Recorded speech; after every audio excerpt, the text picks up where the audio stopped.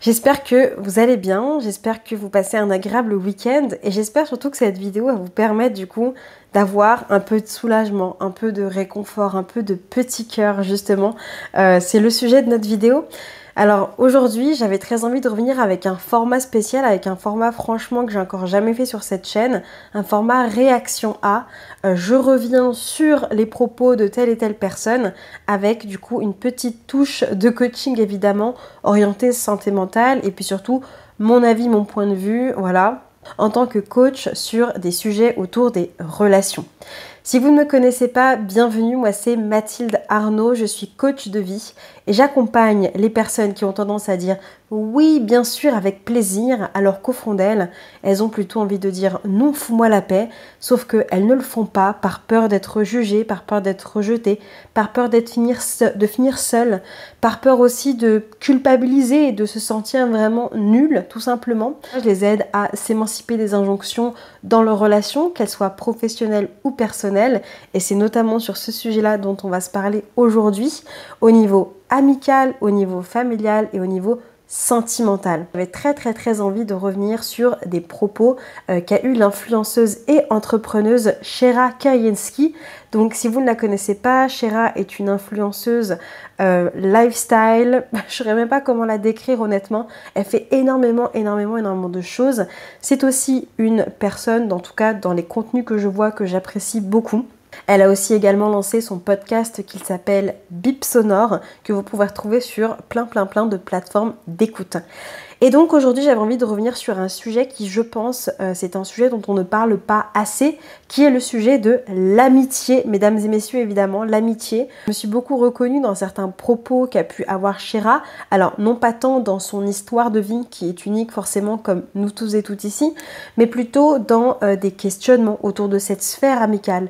Souvent quand on vient à moi ou même quand on s'interroge sur nos relations, les gens arrivent beaucoup avec ce sujet de oui mais dans le couple, au niveau amoureux, au niveau affectif, amoureux comment c'est, comment ça se passe, comment je peux du coup être bien avec les gens dans cette sphère-là sentimentale, ou alors sur le plan familial aussi, hein, pour les plus courageux qui osent aller sur ce terrain-là, dans ma famille c'est compliqué, etc. Mais souvent la sphère amicale, c'est un peu la sphère qu'on met sur le côté, c'est pas vraiment celle où on va vraiment regarder ce qui se passe, et pourtant, c'est là où il peut y avoir beaucoup de déboires, beaucoup de déceptions, beaucoup de blessures également.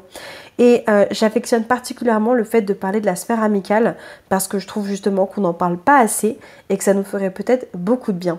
Donc si tu arrives sur cette vidéo et que l'amitié pour toi c'est un sujet important, c'est quelque chose que tu valorises dans ta vie mais pour autant tu ne te sens pas satisfaite, tu sens que vraiment tu cours après des choses et que tu n'arrives pas à avoir des relations stables, des choses qui font que tu te sens inconfortable en fait. La notion même d'amitié peut être des fois étrangère. Je t'invite à rester sur cette vidéo parce qu'en réagissant aux propos de Shera, je vais pouvoir t'apporter certainement des éléments de réflexion, des questionnements que j'aurais pu avoir si on était toi et moi en coaching. Aussi du coup j'avais eu l'honneur du coup de coacher une femme comme Shera sur ces questions d'amitié. Donc on va lancer la vidéo, c'est parti, et puis je vais réagir comme ça au fur et à mesure. Bon visionnage à toi et on se retrouve en fin de vidéo pour une petite conclusion. Je vous avais fait une story dernièrement où je vous avais parlé un petit peu de ce que je ressens vis-à-vis de l'amitié. Et je me demandais si j'étais seule à ressentir ce genre de choses-là, choses que je ressens depuis un petit moment. Et vous avez été nombreux et nombreuses à me dire « Je ressens exactement la même chose que toi, j'aimerais trop que t'en parles en vidéo. » Et je me dis que c'est hyper important pour moi d'en parler parce que je trouve ça salvateur. Comme d'habitude, à chaque fois que je parle de sujets sur YouTube, ça me fait énormément de bien. Et j'ai le sentiment dernièrement d'avoir fait un point de vue sur ma vie amicale. Et je me suis rendu compte que peut-être je n'étais pas fait pour l'amitié.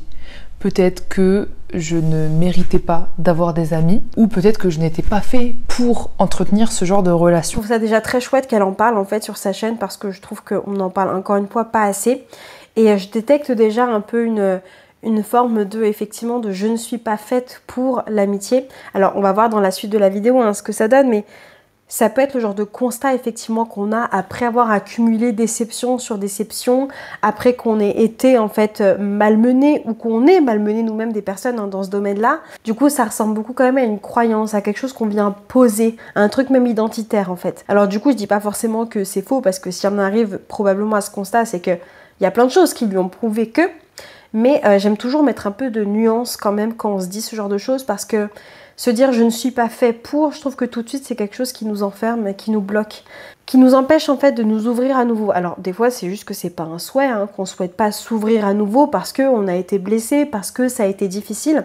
Mais j'ai toujours en fait ce moment en coaching par exemple où quand on arrive avec ce je ne suis pas ci, je ne suis pas ça, ou alors je suis comme ci, je suis comme ça, il y a ce côté vraiment enfermant en fait qui vient et qui peut en fait nous-mêmes nous mettre dans une case et nous empêcher du coup d'aller au-delà du coup de cette case. Forcément le fait de se mettre à l'intérieur de se dire je ne suis pas fait pour le couple, je ne suis pas fait pour l'amitié, je ne suis pas fait pour avoir une famille aimante, etc. qui répond à mes valeurs, bah tout de suite ça nous conditionne à du coup ne pas pouvoir créer ça pour nous, forcément. Forcément. Encore une fois, ça peut être justifié, ça peut être limitant, ça peut être créateur, ça dépend là encore de où est-ce qu'on en est dans notre vie. À travers cette vidéo, je vais m'exprimer sur le sujet, sur un petit peu mon parcours amical qui s'est avéré plein d'embûches, comme un peu toutes mes relations, j'ai l'impression. Non, si, je ne sais pas. Mais en tout cas, je me suis dit que c'était important d'en parler pour que vous vous sentiez moins seul. Et peut-être que si vous vous sentez dans la même situation que moi, le fait de se dire que y a quelqu'un d'autre qui ressent la même chose que vous, ça fait du bien au petit cœur. Ça, je suis tout à fait d'accord avec elle dans le sens où très souvent, quand ça va pas dans nos relations, on se sent profondément seul. On se dit mais c'est pas possible. Pourquoi j'attire toujours les mêmes personnes? Et surtout, du coup, dans mon cercle, je vais être cette personne qui se sent en décalage. Je vais être cette personne qui n'a pas les amis qu'elle aimerait. Je vais être cette personne qui va avoir une relation compliquée avec sa mère, avec son père, etc. Et donc, je trouve ça chouette d'autant plus d'en parler. Et moi, c'est pour ça que personnellement, j'ai décidé d'en faire un sujet professionnel. C'est que c'est pour rétablir un peu une vérité qui est que on n'est pas seul en fait. On n'est pas seul. Tu n'es pas seul à éprouver des difficultés relationnelles. Et éprouver des difficultés relationnelles ne fait pas de toi quelqu'un qui est un alien, ne fait pas de toi quelqu'un de bizarre, ne fait pas de toi quelqu'un d'anormal. C'est juste qu'on n'en parle pas assez. On préfère aller regarder les autres trucs, les autres sphères, etc. Mais souvent, le domaine des relations, on a peur de s'y confronter, on a peur d'aller regarder où est-ce que ça bloque, on a peur de se rendre compte aussi des difficultés qu'on a, de la non-fluidité, de la contrariété dans laquelle on peut être, des rancœurs, de la rancune, de toutes ces choses-là en fait qui sont hyper désagréables tout simplement. Donc c'est hyper inconfortable d'aller regarder la sphère relationnelle, aussi parce que nous sommes faits pour être avec des gens, donc forcément notre cerveau s'active en mode warning, on touche pas là, parce que si on touche là, on risque de finir seul, et nous ne sommes pas faits du coup pour vivre seul. Je trouve que c'est hyper important de se faire du bien au petit cœur. Voilà. En tout cas, si jamais vous ressentez la même chose que moi à travers cette vidéo au fur et à mesure que je suis en train de parler, n'hésitez pas à appuyer sur le bouton like. Pourquoi? Parce que moi, vous faire du bien au petit cœur, ça me fait du bien au petit cœur. Et si on peut faire rougir le petit cœur qui est juste en dessous de ma vidéo, ça fait vraiment du bien. C'est parti, on commence. Alors, j'ai eu un parcours amical à dents de scie. C'est-à-dire que quand j'étais petite, j'avais plein de copines, j'avais plein de copains et tout machin. Quand j'étais adolescente, pour moi c'était hyper important d'avoir énormément d'amis, de se faire aimer de tout le monde, etc. et tout. Et je sais pas si je vous en avais déjà parlé dans une vidéo, mais par exemple quand j'étais plus jeune, non j'en avais parlé je crois sur TikTok. Quand j'étais plus jeune, je voulais que mon portable sonne tout le temps. Si je me réveillais le matin et que je voyais que personne m'avait envoyé de message, j'étais en mode mais putain personne ne m'aime, tout le monde s'en fout de moi, qu'est-ce qui se passe, etc. et tout. Et j'avais ce rapport avec les autres qui était hyper dépendant et hyper malsain. C'est hyper intéressant de se rendre compte que la façon dont on a été éduqué, la façon dont on a vécu nos relations plus jeunes, c'est un peu le moment forcément où on commence aussi à se rendre compte des comportements, des blessures qui vont en fait prendre naissance là, pour ensuite, si on ne fait pas le job entre guillemets, si on ne va pas s'y confronter, si on n'est pas accompagné aussi là-dedans, vont en fait nous poursuivre. Le fait de voir qu'on ait un comportement qui puisse être dépendant, là encore attendons de voir ce que Shira met derrière le terme de dépendant, bon, des fois qui est un peu trop employé je trouve, où on va se qualifier de dépendant affectif notamment, quand on est toujours dans la recherche d'un lien qui est très très fusionnel et qu'on a toujours ce besoin d'être avec l'autre. C'est-à-dire que être avec l'autre n'est plus une envie, n'est plus un loisir, n'est plus quelque chose qui va nous compléter, ça devient quelque chose qui nous fonde, qui fait que on se définit à travers ça en fait. Et c'est là où effectivement ça peut devenir quelque chose de malsain entre guillemets, même si j'aime pas trop ces termes-là parce que je trouve qu'il faut apporter beaucoup de nuances, encore plus dans la sphère relationnelle où il y a nous, il y a moi, mais il y a aussi l'autre. Et l'autre a un impact aussi sur mes réactions, etc. Il y a moi, il y a l'autre, il y a la relation. Il y a 3 instances minimum hein, quand il s'agit du coup de parler des relations. Plus j'avance dans le temps et moins je reçois de messages le matin de la part de d'autres personnes qui ne sont pas de mon sang, genre pas ma mère, ma soeur ou Raph ou mes cousines. Je reçois très rarement des messages de mes potes parce que j'ai beaucoup moins d'amis qu'avant, beaucoup moins de potes et j'ai une vision de l'amitié qui a évolué au fur et à mesure du temps. Et au fur et à mesure du temps, ma vision de l'amitié, elle a évolué par rapport au type d'amis que je fais rentrer dans ma vie et par rapport aux autres. Mais dernièrement, je trouve qu'il y a eu un switch dans ma tête en me disant mais peut-être que l'amitié, il y a un problème avec toi en fait. Là, je trouve que c'est une réaction qui est très mature hein, de la part de Chéra, de se rendre compte que peut-être qu'effectivement, quand on ne se sent pas bien dans une relation et qu'on voit que c'est quelque chose qui n'est pas que lié à une personne et que c'est quelque chose qui revient, ça peut être intéressant effectivement d'aller regarder en soi. Ok. Comment ça se fait que c'est toujours le même schéma qui se répète, etc. Parce que très souvent au début quand ça va pas, on va être dans l'autre a fait ci, elle a fait ça, il n'a pas montré ça, etc. Si ça arrive de temps en temps, bon, voilà, forcément on a des attentes, on a des besoins, ok. Mais quand on voit que ça nous poursuit de relation en relation, c'est là où il y a peut-être un chemin du coup à faire. Et la première étape, hein, qui est celle que Chéra nous partage aujourd'hui finalement, c'est de se remettre en question. C'est d'aller regarder, ok, comment moi je suis ici dans ce moment avec cette personne-là? Comment est-ce que je me comporte? Qu'est-ce que j'attends réellement de cette relation? Qu'est-ce que je fais? Qu'est-ce que je ne fais pas? Quels sont les impacts de ces comportements-là sur l'autre, sur la relation et sur moi? Et puis j'ai envie de dire aussi que si tu te reconnais un petit peu là-dedans, c'est 100% normal en fait que ta vision de l'amitié puisse changer. Moi je trouve que c'est d'autant plus rare en fait de voir des personnes qui conservent des amis depuis la maternelle et qui sont toujours aussi amis en fait une fois à l'âge adulte. J'avoue que personnellement je n'ai jamais connu ça, que c'est pas quelque chose qui m'est commun, pas quelque chose dans lequel je me reconnais. Donc du coup je comprends particulièrement ce que Chéra peut partager là hein. Voilà, donc en fait il n'y a pas de modèle spécifique en fait à l'amitié. C'est nous qui décidons ce qu'on met derrière le mot amitié en fait, et très souvent c'est parce qu'on n'a pas mis les mots derrière, on n'a pas mis les attentes, on n'a pas posé nos besoins en fait derrière la relation. Qu'est-ce que moi j'attends de l'amitié? Quelles sont les valeurs que je cherche à nourrir? Quels sont les vrais points en fait communs? Et souvent quand on est très jeune, et c'est pour ça que c'est normal en fait, encore une fois on n'a pas cette maturité là, mais quand on est très très jeune on va juste prendre ce qui est en fait et on va juste faire avec ce qu'on a si tu veux. L'avantage c'est que en grandissant du coup, en apprenant à se connaître et à revenir sur soi d'abord, ça permet ensuite de pouvoir aller explorer l'amitié avec un autre prisme, avec un autre angle en fait, et de se rendre compte ok, en fait moi l'amitié c'est de la sincérité, c'est de la responsabilité, c'est de l'engagement. Voilà, là je te parle de personnellement ce que c'est que l'amitié pour moi. Mais c'est vrai que c'est très dur de se rendre compte que mince, mais ma vision de l'amitié ne semble pas être celle du coup des autres connaissances que j'ai, des autres amis que j'ai, des autres potes que j'ai. Et c'est là où on peut ressentir un profond décalage et un sentiment de solitude. Donc encore une fois, c'est normal, c'est ok. Ça fait partie du jeu, sauf qu'encore une fois, on nous a mis sur le plateau de jeu, mais on nous a pas expliqué comment fallait jouer à ce jeu-là. De resituer les choses dans le contexte, et c'est pour ça que ça m'a mené à ce genre de réflexion. Parce que je me dis, dans la vie, il y a des choses où on n'est pas fait pour ça. Genre, par exemple, qu'est-ce que je suis pas faite pour? Bref, je sais pas. Mais en tout cas, il y a des choses dans la vie où on n'est pas fait pour ça. Genre, moi, les activités qui requièrent beaucoup de patience ou autres, genre faire du tricot, je ne suis pas faite pour faire du tricot. Et je me dis, est-ce que je ne suis pas faite pour faire du tricot autant que je ne suis pas faite pour l'amitié? Alors j'ai envie d'apporter encore une fois une nuance là-dessus, parce que les mots qu'on a envers nous créent des pensées chez nous. Et toutes les pensées qu'on a vont créer en fait chez vous des croyances, des statu quo, en mode c'est un constat. Et c'est quand on arrive avec un constat par rapport à ce qu'on est, que ça peut du coup nous enfermer. C'est ce que je disais un petit peu au début de la vidéo. À mon sens, et c'est mon avis, on peut pas se dire je ne suis pas fait pour ça en fait. C'est juste que j'ai des difficultés dans ce domaine-là, qu'aujourd'hui je n'ai pas les clés en fait pour surmonter ces difficultés-là, Et peut-être, des fois, c'est parce que je n'ai pas je n'ai peut-être pas assez envie, en fait, de sortir de ce schéma-là et donc d'affronter ces difficultés-là avec, évidemment, les bons outils. Ça peut être aussi parce que je n'ai pas les bons outils.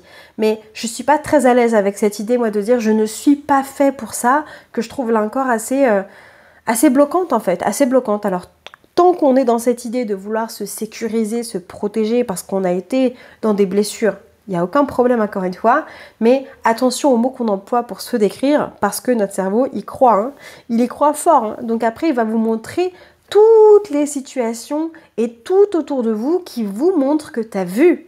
Effectivement, nous ne sommes pas faits pour ça.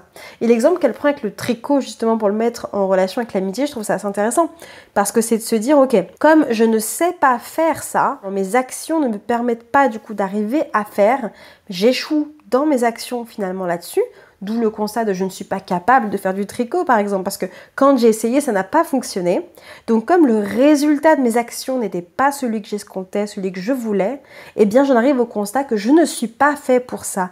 Et ça, c'est un raccourci qu'on peut avoir tendance à faire, hein, toutes et tous, mais encore une fois, c'est un raccourci qui compte pour notre cerveau. Donc si je me dis que je ne suis pas faite pour le tricot, eh bien en fait, je ne vais jamais réussir à faire du terreau, parce que je me dis que c'est pas une question de compétence, de capacité ou d'envie. Je l'attribue à mon identité, à mon être, à qui je suis. Et c'est là où ça devient quelque chose de plus figé, de plus figé, tout simplement. Je me suis rendu compte que quand j'étais plus jeune et jusqu'à maintenant, j'ai toujours eu des amis par période. J'ai jamais eu des amis, on va dire, que je pouvais garder longtemps.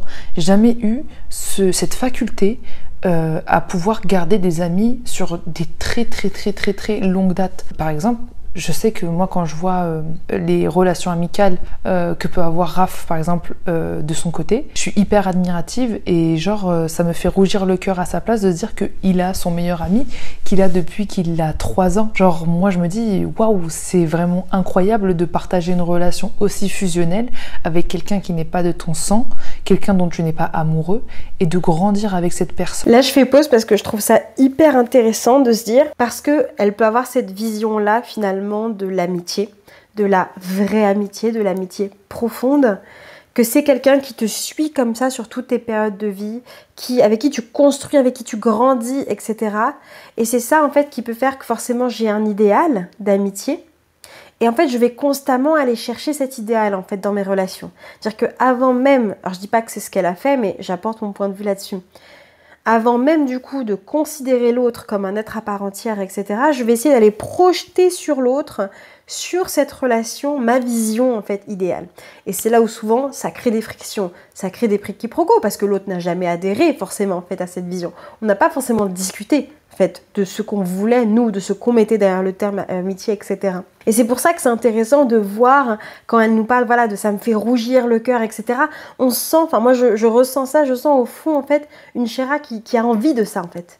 Qui a envie de ça. Et donc forcément, si dans sa vie, et je te le partage à toi aussi, hein, si toi aussi tu vois que tu aspires à certains modèles de relation, et que justement tu ressens que ça te fasse rougir le cœur, je trouve que c'est une expression qui est très chouette d'ailleurs. J'ai envie de te questionner sur à quel point est-ce qu'aujourd'hui, t'accrocher encore à cette vision, et donc projeter même inconsciemment dans tes relations ce truc-là, aller à la recherche constante de ça, à quel point est-ce que ça te sert aujourd'hui, à quel point ça te fait encore du bien.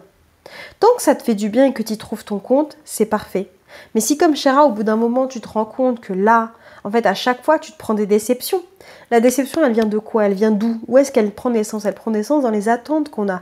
Donc si j'ai des attentes envers cette personne, envers cette relation, parce que je projette mon modèle idéal, forcément, quand ça ne rencontre pas ce modèle idéal, hop, je suis déçue. Je suis déçue de la personne, je peux être déçue de la relation, je peux même être déçue de moi-même et de me remettre en question. Mais là où j'invite à se questionner, c'est au lieu de se remettre en question soi, pourquoi est-ce qu'on ne remettrait pas en question le modèle?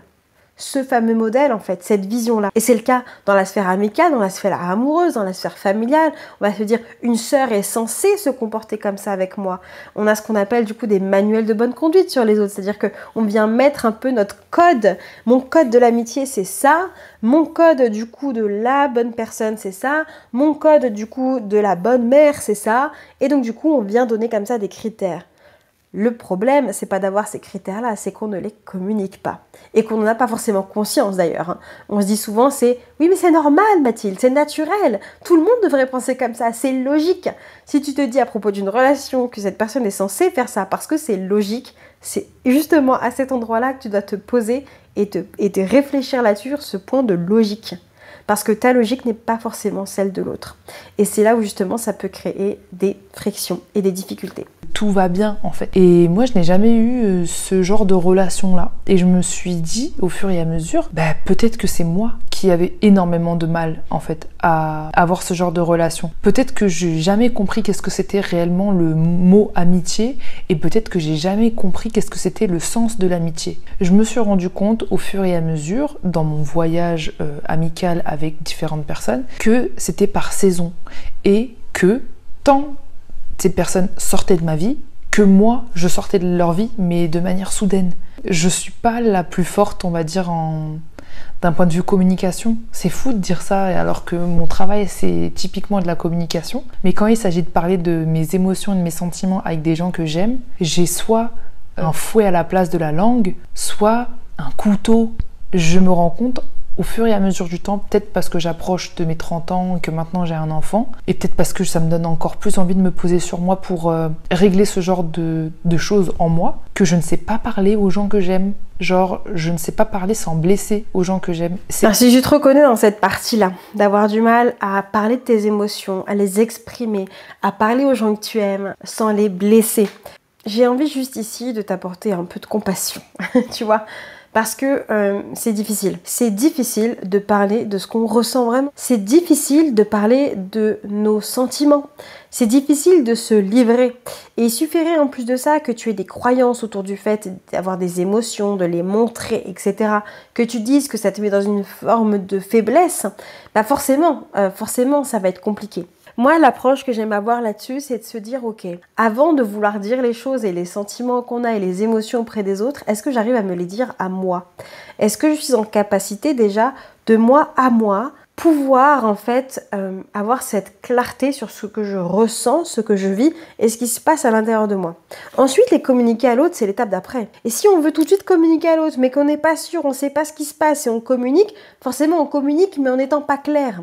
Donc si je communique en n'étant pas clair, forcément le message que l'autre va recevoir n'est pas forcément celui que je voulais émettre au départ en fait. Maintenant sur la partie sans blesser les gens, j'ai l'impression d'avoir un fouet à la place de la langue. Je trouve ça très fort aussi ça comme façon de le voir et on ressent forcément la souffrance que ça a pu apporter, autant d'ailleurs à Chéra certainement que aux personnes concernées. Là, il y a plusieurs éléments. Premier élément, blesser c'est quoi en fait? Voilà, sans blesser c'est quoi? Parce que des fois on peut blesser, mais pour nous on blesse pas, pour nous on va être franc, pour nous on va être sincère, pour nous on va être juste honnête. Là encore, il y a plein d'injonctions, il y a plein de trucs autour de ça. Ça veut dire quoi pour moi être honnête, etc. Est-ce que te dire que là, franchement, ce que tu as dit hier, c'est vraiment de la grosse connerie et qu'en fait, en disant ça, tu passes pour un débile? Bon, c'est sûr que là, ça va être du coup perçu d'une certaine façon, que ça peut être réceptionné autrement. Mais là où c'est intéressant dans ce que Chéra dit, c'est elle fait le lien entre sa façon d'exprimer les choses, la réception, donc où elle a l'impression de blesser et qu'elle a un fouet à la place de la langue quand elle parle, et cette partie-là de mes sentiments, mes émotions. Je n'arrive pas à communiquer comme j'aimerais auprès des gens que j'aime. Et c'est là où ça peut être intéressant de revenir quand même, tu vois, est-ce que vraiment les deux sont en lien? Est-ce que c'est quand je parle de mes émotions, de mes ressentis que je blesse l'autre? Dans ce cas, c'est effectivement comment je partage ça? Est-ce que je suis claire avec moi en fait sur ce que je ressens? Et ensuite, est-ce que je suis capable du coup de faire une pause avec ça et ensuite de le communiquer à l'autre? Souvent, on veut aller vite. Alors, elle nous parle aussi d'impatience, mais ça peut aussi se retrouver là, tu vois. Des fois, on veut aller trop vite. C'est-à-dire que je ressens un truc, hop, et je le sors tout de suite. Je sens de la colère, hop, je le sors tout de suite. Je réagis en fait à mes émotions, mais je prends pas le temps de les accueillir vraiment. Et ça, c'est vrai que c'est une compétence. Ça, c'est un truc que nous apprend pas à faire. Donc, j'ai envie juste de t'inviter à, si tu tombes dans cette situation, à avoir la sensation que dès que tu parles, tu vas blesser l'autre. Déjà, blesser l'autre, c'est si l'autre te le dit aussi, parce que ça veut dire quoi blesser, encore une fois. Bon, voilà, ça dépend des réactions que tu as à côté. Mais tu peux être honnête sans blesser, c'est possible en fait. Tu peux être sincère sans blesser, sans occasionner de la souffrance à quelqu'un. Là où du coup le travail est à faire, il est plus sur, ok, En fait, là, je ressens ça. Qu'est-ce que vraiment j'ai envie de dire à la personne? C'est quoi le message au fond? Et avec quelle intention j'y vais aussi dans cette interaction? La notion d'intention, quand on cherche à communiquer, est super importante en fait. Si j'y vais avec l'intention d'être juste honnête et de ne pas me soucier de comment tu vas interpréter mon message, forcément, je vais louper peut-être une partie du coche. C'est pas très choquant si la personne le reçoit autrement, parce que la personne n'est pas dans ma tête, elle ne connaît pas mon intention. Donc communiquer son intention de départ peut être aussi une clé de communication et peut vraiment aider justement à faire comprendre à l'autre que là on ne cherche peut-être pas à blesser la personne, peut-être qu'on ne sait pas trop comment lui dire les choses, donc on va lui dire écoute là j'ai du mal, je ne sais pas comment te dire ça. On va mettre un cadre en fait, on va poser un cadre dans la relation pour faire en sorte que le message qu'on veut émettre après qu'on se soit questionné soit bien reçu comme on aimerait que ce soit réceptionné, tout en gardant en tête qu'on a un être humain en face de nous et qu'on ne maîtrise pas ses émotions à lui ou elle. Horrible. Et je pense que c'est un travail que je dois faire sur la longue haleine parce que je viens à peine de m'en rendre compte. Et je me dis, peut-être que c'est ça qui a fait fuir certaines personnes dans ma vie, ou peut-être que c'est ça aussi qui a fait en sorte que moi-même je m'éloigne de certaines personnes parce que je supportais mal le fait de devoir leur dire des choses sans les blesser. Parce que je suis quelqu'un qui a du mal, quand je dis la vérité, à ne pas faire mal. J'arrive pas à avoir des gants, j'arrive pas à avoir du tact. On en revient vraiment sur cette notion de communication. C'est vrai que c'est souvent une croyance qui revient, ça. Oui, mais tu sais, Mathilde, moi je suis entière. Oui, mais tu sais, Mathilde, moi je suis honnête. Quand je dis la vérité, ça blesse, etc. Encore une fois, avoir des gants, comme elle dit, avoir du tact, c'est quelque chose qui s'apprend. Souvent, de ce que j'ai vu, c'est que quand on a l'impression que si je mets en fait un cadre, j'ai l'impression de ne pas être honnête, j'ai l'impression de ne pas dire vraiment ce que je pense. Il y a une grosse différence entre dire ce que je pense comme il est de façon brute de décoffrage, comme je l'ai pensé, et se questionner sur vraiment le message, encore une fois, que je veux faire passer. Mais être honnête ne veut pas forcément dire tout dire en fait. Eh oui, eh oui, eh oui, eh oui. Et oui, là je sais que généralement ça fait un peu fumer là. Être honnête ne veut pas forcément tout dire. Être honnête, c'est dire ce qui a besoin d'être dit par rapport au message que je veux faire passer et par rapport aussi à cette relation. Moi je pense être par exemple quelqu'un d'extrêmement honnête, d'être très honnête, d'avoir, justement c'est un truc que j'apprends à faire à mes clients, mais c'est d'apprendre à dire les choses en fait, à communiquer vraiment en mettant le message, l'intention, en mettant les formes entre guillemets, mais encore une fois, il ne s'agit pas de mettre des formes pour pas blesser, pour amoindrir ce qu'on a envie de dire, parce qu'à un moment donné, si nous-mêmes on a été blessés, qu'on a besoin de dire quelque chose, on va pas minimiser le truc, non. Par contre, c'est tout ce qu'on va créer autour, ça va être l'environnement, ça va être l'ambiance, ça va être tout ça en fait. Et encore une fois, cette notion d'intention. Et plus je suis avec des gens que j'aime énormément, moins j'ai ce tact, moins je passe par 4 chemins en fait. Je sais pas si vous voyez ce que je veux dire. Et je pense qu'au fur et à mesure du temps, le fait de ne pas passer par 4 chemins parce que les gens sont très proches de moi, c'est vrai qu'on peut très vite tomber dans un truc qui est que, comme en fait on a déjà un socle, on a déjà une solidité dans la relation parce qu'on est très proche, etc., on va faire moins attention à tous les éléments qu'on a vus juste avant. Et c'est là justement le bas blesse. C'est que du coup, on part sur des acquis. On se dit, oui, mais elle me connaît, elle sait très bien que si je dis ça, ça veut dire ça. Non. Non et non. Et moi, c'est vraiment un point sur lequel à chaque fois on s'attarde, c'est part du principe que la personne là, elle va te découvrir à nouveau en fait. Part du principe que là, cette personne est une inconnue limite pour t'aider en fait à poser un cadre.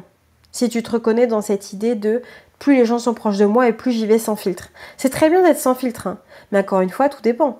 Comment tu as envie que ça se passe dans cette relation? Qu'est-ce que tu attends de cet échange en fait avec l'autre? Peut-être que certaines personnes dans mon entourage se sont dit j'en ai marre en fait, ça me fait mal lorsqu'il y a des conflits avec Chéra ou Chéché, parce que oui on m'appelle Chéra ou Chéché, d'avoir mal, de souffrir à ce point. Et là je me demande ça en me mettant à la place des gens, hein, parce qu'il y a des gens que j'ai pu dans ma vie sans forcément avoir d'explication, tant moi j'en fournis pas, que eux ils n'en fournissent pas. C'est fou de se dire que tu passes de un rapport fusionnel avec quelqu'un à 2 parfaits inconnus du jour au lendemain. Et donc au fur et à mesure, j'ai toujours mis la faute sur le fait qu'il y ait des relations fusionnelles comme ça, et que du jour au lendemain il n'y ait plus rien. C'est vrai que ça peut être un peu symptomatique entre guillemets de cette fusion là. Comment s'est créée cette fusion? Moi, je trouve ça intéressant, justement, quand il y a ce genre d'événement qui se passe, de revenir sur l'événement. Sauf que souvent, on revient pas sur l'événement. Pourquoi? Parce que ça nous crée de la douleur, parce que ça crée de la souffrance, parce que c'est désagréable. C'est en regardant comment les choses se sont passées, quels ont été les éléments déclencheurs que je peux en tirer quelque chose et avancer en fait. Donc cet événement de fusion peut faire qu'à un moment donné, il y a un contexte qui a fait que là, on s'est hyper bien entendu, on a hyper bien matché sur un truc. Et c'est ce truc-là qui nous a fait nous réunir en fait. Mais quand ce socle-là, ce truc-là n'existe plus, hop, il n'y a plus rien dans la relation. C'est quelque chose qui arrive en fait. Est-ce que ça voudrait dire que du coup il faudrait éviter d'avoir ça?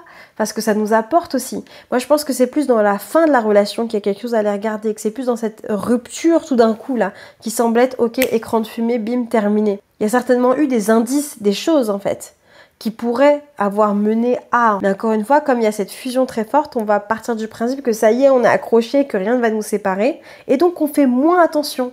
On est moins vigilante peut-être aux messages qu'on envoie, à ce qu'on reçoit.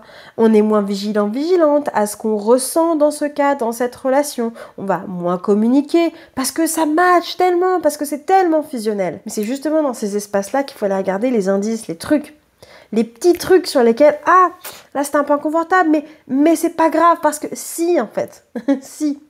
C'est ça qu'il faut aller regarder parce que accumuler, ben, à un moment donné, effectivement, ça peut péter, ça peut créer des conflits et là, bah, forcément dans une situation de conflit, c'est un petit peu plus compliqué du coup de mettre son ego de côté, de faire le job au niveau relationnel, de vraiment venir regarder ce qui se passe pour du coup être plus apaisé et sauvegarder la relation si c'est ce dont on a envie.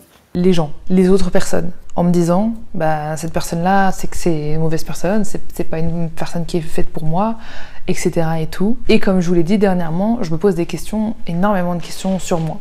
Je sais pas si vous vous souvenez, mais j'ai fait une vidéo il y a peut-être 2 ans qui s'appelle Je n'ai pas d'amis et c'est pas grave. Sauf que, oui, c'est pas grave, certes, parce qu'il y a des choses qui sont beaucoup plus graves dans la vie, mais c'est vrai que du coup, ça pousse la réflexion à se dire pourquoi ? Pourquoi tout le monde a cette facilité, cette aptitude à garder des amis longtemps dans leur vie, à avoir des amis, à avoir des personnes avec qui ils peuvent échanger et tout, et pourquoi moi, j'y arrive pas? Est-ce que c'est moi le problème? Ou est-ce que j'attire peut-être les mauvaises personnes? Ou alors peut-être que ma perception de l'amitié, elle est complètement différente? J'ai envie de rebondir là-dessus parce que je pense sincèrement qu'il y a beaucoup plus de gens qui ont des problèmes dans leurs amitiés, sauf qu'ils les passent à la trappe, ils disent c'est pas grave, c'est machin, c'est ceci.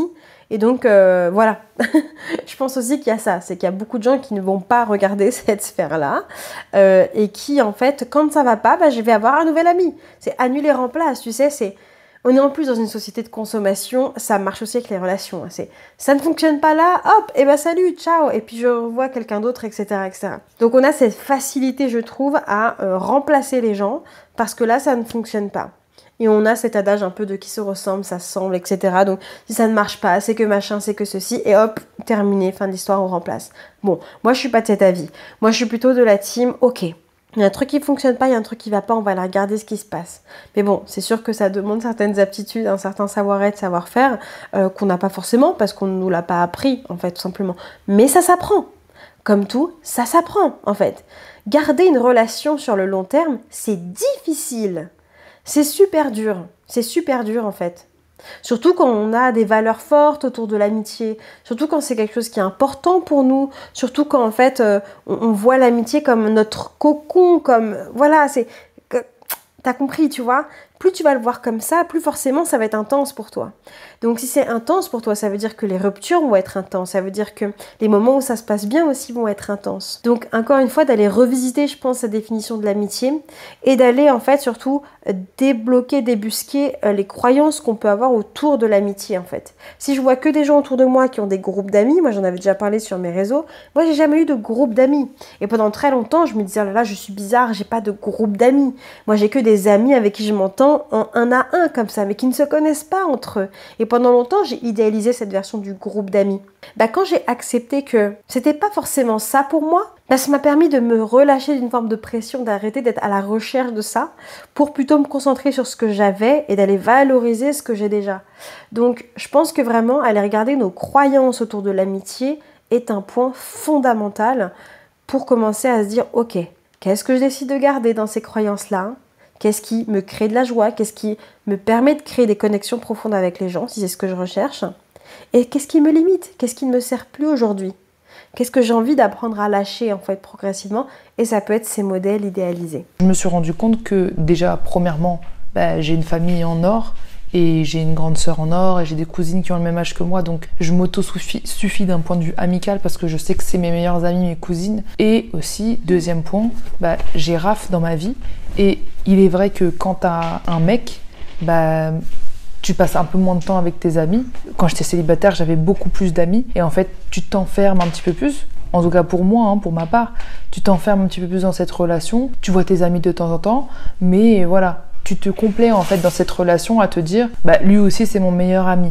Et c'est même ce que certaines personnes dans cette vidéo, quand je disais je n'ai plus d'amis, m'ont reproché en me disant oui mais bon c'est bien beau de dire que t'as plus d'amis mais t'as ton mec donc t'es pas seule etc et tout.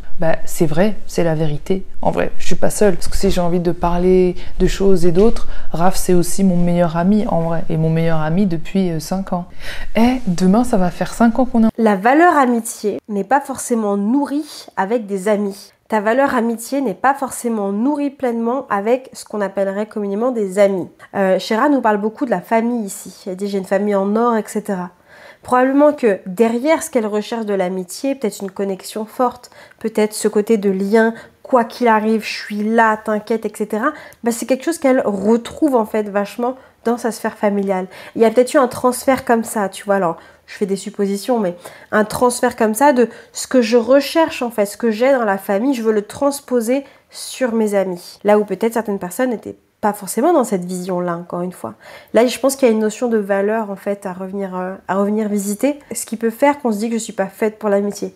C'est pas qu'on n'est pas fait pour l'amitié ou pour l'amour, etc. C'est juste qu'en fait, notre vision de ça est peut-être différente, de un, et que surtout on vient la nourrir par d'autres aspects en fait. C'est très fréquent de se dire qu'effectivement quand on partage notre vie amoureuse avec quelqu'un, et en fait on a aussi notre valeur amitié qui puisse être comblée dans cette sphère-là. Par exemple, parce qu'on partage beaucoup de choses avec cette personne et qu'on retrouve des choses qu'on fait aussi avec nos amis. Donc il y a comme ça un peu un glissement en fait des sphères à sphères, et je trouve ça intéressant parce qu'encore une fois, si tu as une valeur famille qui est très forte, voilà, en fait, de t'autoriser à te dire que dans ta famille, tu as des amis aussi, en fait. Et inversement, si tu n'as pas une valeur famille forte au sens commun du terme, avec, voilà, des parents, nanani, etc., et que pour toi, tu te reconnais pas là-dedans, que c'est pas vraiment une valeur forte pour toi, parce que la famille, c'est compliqué, voilà, encore une fois, dans ta sphère amicale, qui peut, elle, en fait, faire office de famille, et donc de t'apporter ce que tu rechercherais dans ta famille idéale, d'aller le chercher dans ta sphère amicale ou sphère amoureuse, tu vois. Donc c'est jamais blanc ou noir, c'est toujours gris quand il s'agit des relations de toute façon. Et puis en fait, il s'agit de se dire, ok, là c'est pas là, mais c'est là, etc. pour se permettre aussi de le voir autrement et de s'apaiser. Et donc du coup, au fur et à mesure du temps, j'ai eu énormément de déceptions amicales. Je pense que dans ma vie, j'ai dû plus avoir des déceptions amicales que des déceptions sentimentales, parce que j'ai pas eu l'occasion d'avoir beaucoup de relations sentimentales, on va dire. Mais les relations amicales, j'en ai vraiment enchaîné pas mal. Et à la fin, j'ai toujours été déçue. Comme beaucoup de personnes, du coup, parce que forcément, si on n'est plus amis, il y a de la déception. Et en gros, je me suis rendu compte que ma manière d'aimer mes amis, elle était mauvaise. Et donc du coup, je me suis rendu compte que j'avais la mauvaise manière d'aimer mes amis. Pas dans le sens où mon gros problème à moi, c'est que dès que quelqu'un me donne un minimum d'amour ou d'attention... Ma manière d'aimer mes amis est mauvaise. Rien n'est mauvais, rien n'est bon, selon moi. C'est juste différent, en fait. C'est juste différent. J'ai une manière d'aimer les gens qui est peut-être différente de ce que j'ai pu voir dans mon cercle, encore une fois, hein. Parce que si je vais dans d'autres cercles, moi je suis convaincue qu'il y a d'autres personnes en fait qui se reconnaissent vachement justement dans le discours de Shera, mais qui pour autant en fait n'ont pas une mauvaise en fait manière de faire. Encore une fois, là aussi, quel adjectif qualificatif je vais mettre va aussi conditionner forcément ce qui va se passer pour moi. Bon, là j'ai un petit peu loin, mais en tout cas c'est le constat qu'elle fait là. Mais j'aimerais encore une fois te questionner sur les termes que tu vas employer pour éviter de te dire que c'est moi encore une fois le problème. Bien sûr qu'on a tous des choses à les regarder, à changer, etc.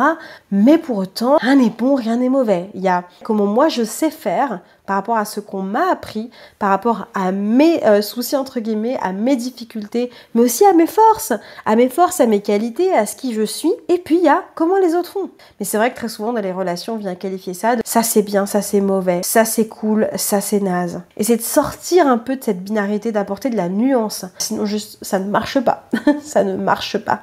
Si tu restes dans cette binarité dans les relations, tu vas pas loin en fait. Tu finis forcément seul parce que tu t'attends à ce que tout soit bien, tout soit mauvais. Malheureusement, encore une fois, tu as un être humain en face de toi. Il y a d'autres facteurs en fait qui font que. Encore une fois, c'est pas forcément toi en fait qui est un alien, qui est bizarre. C'est peut-être juste que cette relation, le fonctionnement qu'elle a, ne correspond plus en fait. Surtout quand on fonctionne par phase, un petit peu comme elle l'a expliqué aussi. Je donne trop, je donne vite, je donne beaucoup et je pense que je peux être étouffant. Voilà. En tout cas, c'était le cas avant. Et surtout, j'avais une vision de l'amitié qui était que pour moi, l'amitié, c'était comme la fraternité. C'était, t'es ma sœur, t'es mon frère, je te donne tout, on se dit tout, on se cache rien, en tout cas moi pour ma part. Je m'investis à fond pour toi et je donne tout. Sauf que, y a des personnes où justement toi tu donnes tout, elle donne beaucoup moins et du coup tu te retrouves en fait dans une espèce de mauvais équilibre où tu cours après le remboursement d'amour. Je sais pas si tu vois ce que je veux dire. Et pourtant, je pars du principe que bon, tu donnes sans compter. Dans l'amour, ok, mais il y a un moment donné où tu peux pas en fait, tu te sens mal.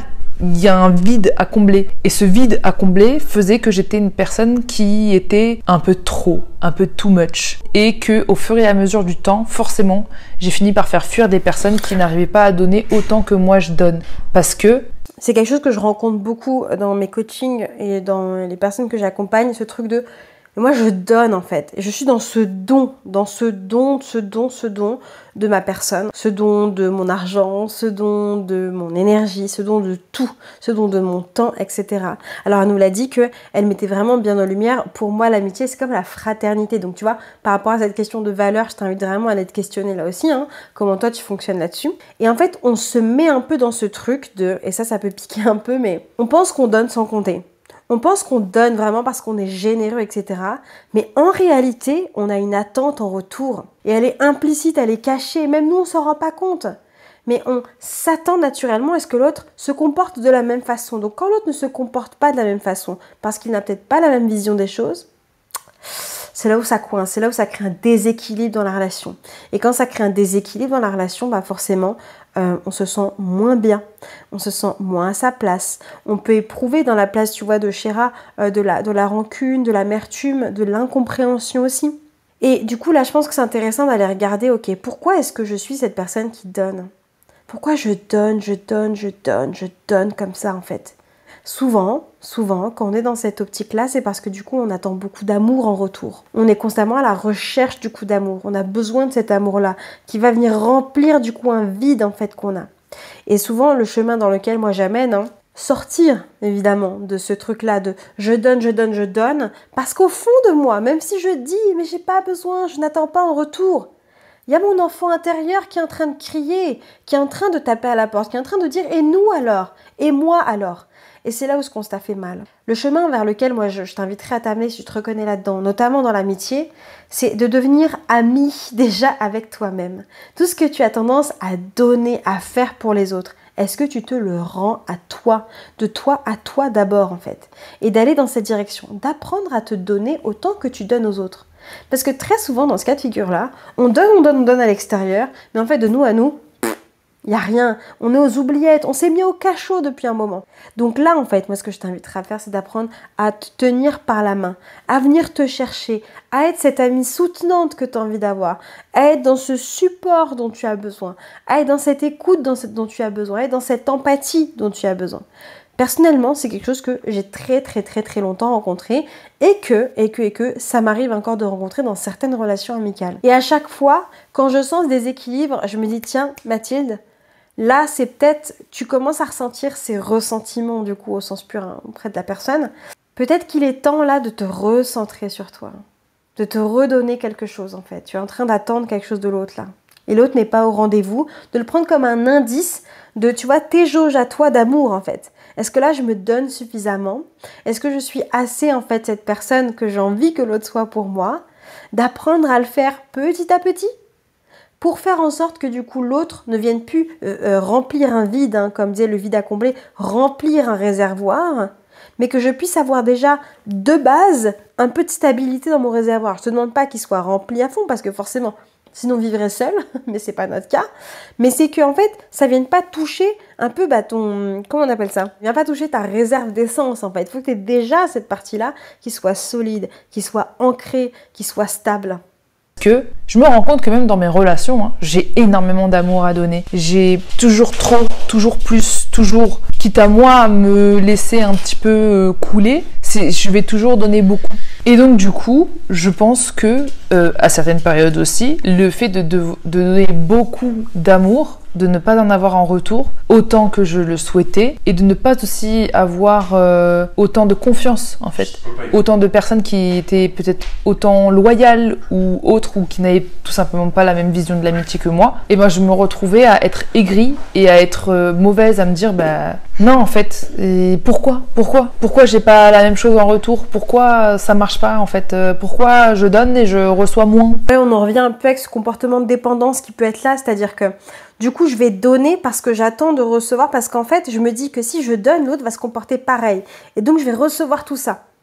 Là encore, c'est un comportement qui arrive à beaucoup plus de gens qu'on ne le pense. En tout cas, moi, je le connais bien, ce comportement-là. C'est d'apprendre à, non pas à sortir du fait, si je suis quelqu'un qui donne et qui a de l'amour à donner, etc., c'est juste de le rediriger, de l'amener vraiment aux bons endroits, aux endroits où je ne vais pas ressentir ensuite de l'amertume et du décalage.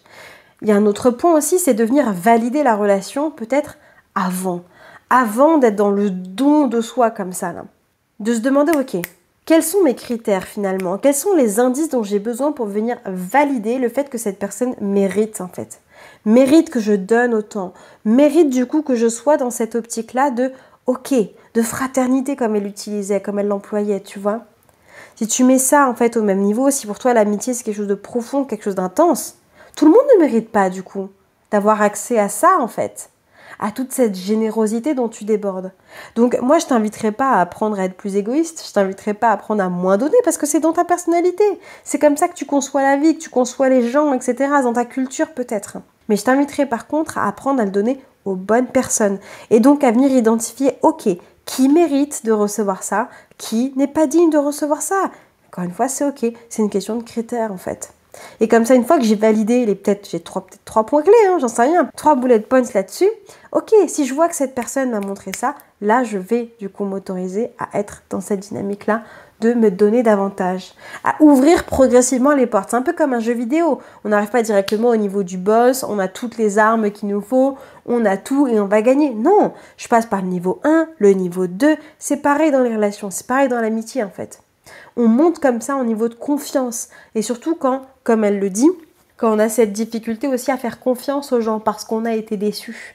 Là encore, c'est normal. Tu as construit une bulle de protection. Donc si tu te retrouves dans cette situation que tu as tellement refermée qu'aujourd'hui tu n'arrives plus à ouvrir, bah, je t'inviterai à tranquillement, tu vas venir, ok, je vais assouplir juste ce point-là. Je vois ce qui se passe. Est-ce que ça me va, est-ce que ça me va pas? Une fois que, ok, là on passe au niveau 2. Etc., etc. Il y a aussi un truc que j'aimerais aussi évoquer, c'est que dans la vie, on a toujours tendance à dire les autres sont toxiques, c'est les autres, cette personne elle est toxique pour moi, machin et tout. Mais on a tous, je pense, je sais pas, été la personne toxique d'une autre personne. Peut-être, c'est comme ça. Après, il y a aussi le terme de toxicité que j'aime pas parce qu'elle est un peu facile à employer. On emploie, je trouve, aujourd'hui beaucoup trop facilement le terme toxique, mais on a tous été la mauvaise personne pour quelqu'un, on a tous été la connasse ou le connard de quelqu'un à un moment donné. Et si on n'arrive pas à se le dire, on n'arrive pas forcément à évoluer, à apprendre de nos relations. Et donc du coup, à force de beaucoup donner et de recevoir peu ou de recevoir mal, ou de donner mal, je me suis renfermée dans ce j'arrive pas et j'arrive plus. Au-delà de ça, il y a autre chose qui me vient dans ce truc de donner, c'est de se demander, ok, en fait, qu'est-ce que j'attends vraiment de l'autre, en fait? Parce que des fois, je donne pour ne pas être abandonnée. Je donne pour que l'autre se sente dépendant de moi. Je donne pour cette fusion parce que je me dis que s'il y a cette fusion, l'autre ne me quittera pas. Je donne pour ne pas être rejetée. Je donne pour ne pas être trahie. En fait, je donne avec une énergie de peur et non pas une énergie d'amour. Je parle avec le manque, avec la peur du coup que tu partes, que tu m'en veuilles, que tu sois blessé, etc. Je donne dans cette optique-là comme si je voulais un petit peu barricader au cas où il y aurait un truc. Mais du coup, je pars pas du cœur. Je pars de ma peur en fait.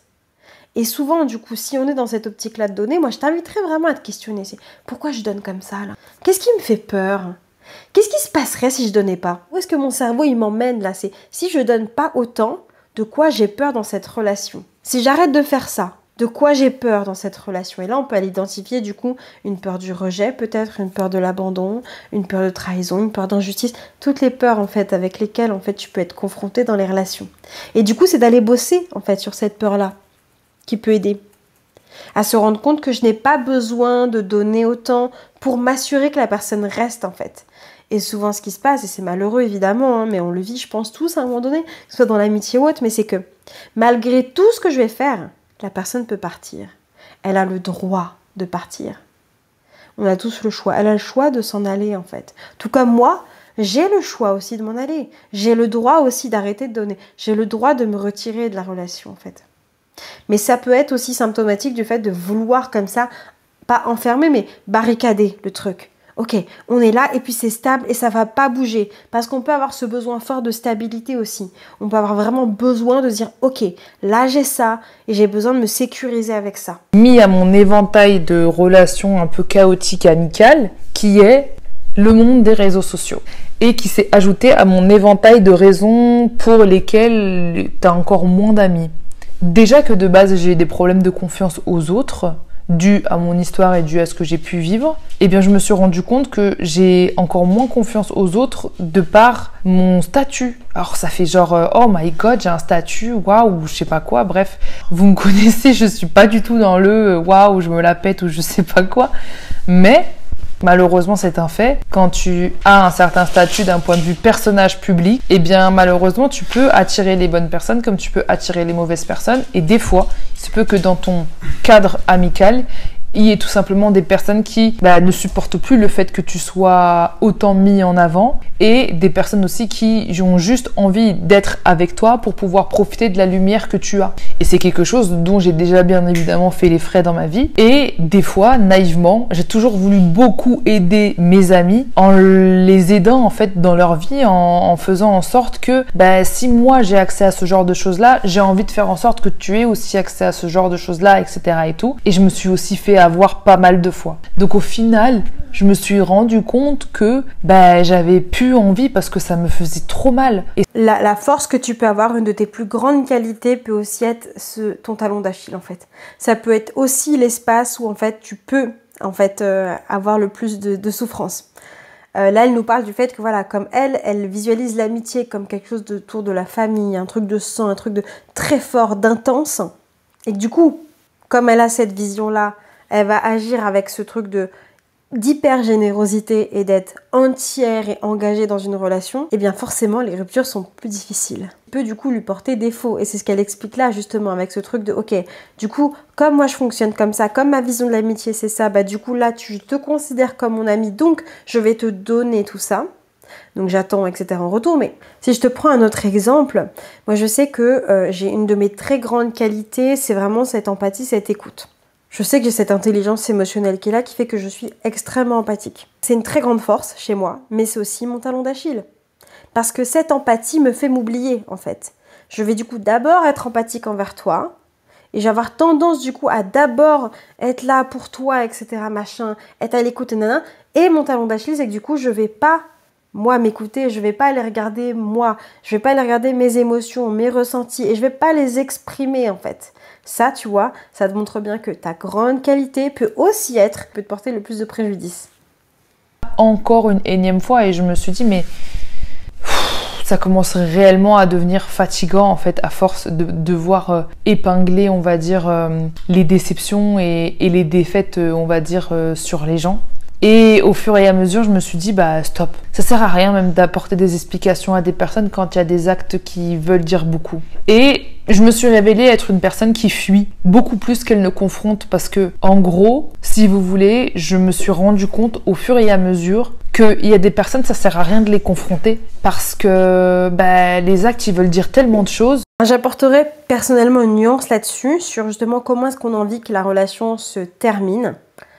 Je comprends ce truc de se dire, ok, ben en fait, les actes montent tellement, donc en fait, je vais sortir du truc, et voilà. Ça peut être vu comme de la fuite, mais il y a une autre façon, en fait, de faire en sorte que ça se passe sans même confronter, c'est de m'assurer que de moi, avec moi, je suis vraiment ok, et que je pars en conscience, en fait. Et que je suis pas dans un truc où, bon, bah là, ça se termine, mais personne le dit, etc., et nanana. C'est vrai que on peut avoir tout de suite tendance à penser que oui, non, mais du coup, si je dis les choses, je confronte. Non, je peux aussi expliquer. Alors, des fois, on n'a pas l'énergie, on n'a pas la force, et puis surtout, ça s'est très mal passé, donc on est encore dans l'émotion, en fait, à ce moment-là. Donc, ça peut être aussi après. C'est jamais trop tard, je trouve, pour revenir sur un truc qui s'est passé dans une relation. Sauf que c'est trop tard, bah non. Enfin, tu as le droit de revenir, en fait, sur les sujets. Si c'est important pour toi, tu as le droit de revenir. Dans ma vision, en tout cas, des relations, c'est plutôt de se dire, ok, pour éviter de ressasser et de ruminer, parce que c'est ça notre problème, généralement. C'est qu'après, quand on fuit, en fait, des choses comme ça, on n'a pas vraiment tiré un trait, en fait. Notre cerveau, il nous rumine dessus, on nous ramène dessus, il y a des événements qui font que on n'a pas vraiment pensé aussi la blessure et tout. Et pour moi, l'idée de confronter, c'est juste de discuter et de se dire, ok, je pars avec la tête haute, je pars et je suis en accord avec mes valeurs, je pars et je m'assure en fait d'être paisible après. Parce que ruminer constamment, ressasser constamment, alors c'est pas ce qu'elle nous dit là, hein, mais moi je projette un peu là-dessus, pas forcément sur elle, mais peut-être sur toi si ça te parle. L'idée c'est de s'éviter à soi, du coup, de la rumination mentale après, hein, qui elle pose du coup quand même des difficultés, nous empêche d'avancer, tu vois. Donc l'idée c'est pas de confronter pour faire du mal, c'est pas de confronter pour son ego, c'est de dire les choses pour se dire ok, j'ai fait ma part, j'ai dit ce qui n'était plus ok pour moi, j'ai pu m'exprimer sur ça et je pars en étant fière de moi. Je pars en me remerciant d'être partie en fait. Et ça, je trouve que c'est fort. Ça, je trouve que c'est une façon authentique aussi d'arrêter une relation, c'est une façon authentique de construire une relation aussi avec soi. Alors bien sûr, c'est difficile, ça demande beaucoup de courage, ça demande de la vulnérabilité, ça demande un fort travail sur soi, bien sûr. C'est quelque chose qu'on fait notamment en coaching. Sur le court terme, tu peux avoir l'impression que c'est trop inconfortable pour toi, mais sur le long terme, c'est de la paix mentale. C'est de la paix mentale. Là où fuir, sur le court terme, t'apporte une sorte de confort, ok, ça m'évite certaines choses, ça m'évite de ressasser, ça m'évite de... Mais sur le long terme, ça peut apporter quand même beaucoup d'inconfort. Un confort à moyen terme, on va dire ça comme ça, avec de la rumination, etc. Et puis un inconfort à long terme. Si ça se reproduit, comment j'agis ? Ah bah je vais me dire que c'est de ma faute, je vais me dire tu vois encore une fois, nanana. Et l'idée c'est d'éviter ça, d'éviter que ça te trimballe en fait, que tu te trimbales avec ta valise en fait. Tes boulets relationnels c'est comme ta valise et t'as un set de valises qui t'attend quoi. T'as le set, t'as le vanity, t'as tout en fait. Et l'objectif je pense c'est quand on sort d'une relation de s'assurer d'avoir vidé en fait notre valise et de l'avoir laissée là en fait. De l'avoir mis à la cave, parce qu'elle ne va pas nous servir pour le prochain voyage, en fait. Du coup, bah, il n'y a plus rien à dire, il n'y a plus rien à chercher, il n'y a plus rien à creuser. Je n'ai même pas besoin d'avoir d'explications parce que l'acte en lui-même, il veut dire énormément de choses. Et il y a des personnes aussi, moi, dans ma vie, qui m'ont beaucoup ghosté. Et je me dis que peut-être moi aussi, mes actes ont révélé certaines choses auprès d'eux et ils se sont dit que c'était leur réponse pour juste mettre fin à leur amitié de cette manière-là. Et du coup, au fur et à mesure, en ayant justement une vision à 360 de mon monde amical et des amis qui venaient et qui repartaient, je me suis dit, bah, en fait, peut-être que c'est pas fait pour moi. Peut-être que bah, j'arrive pas, en fait. Peut-être que j'y arrive pas. Peut-être que je suis pas la bonne personne à avoir en ami, ou peut-être que je suis pas la bonne personne pour aussi avoir des amis. Peut-être.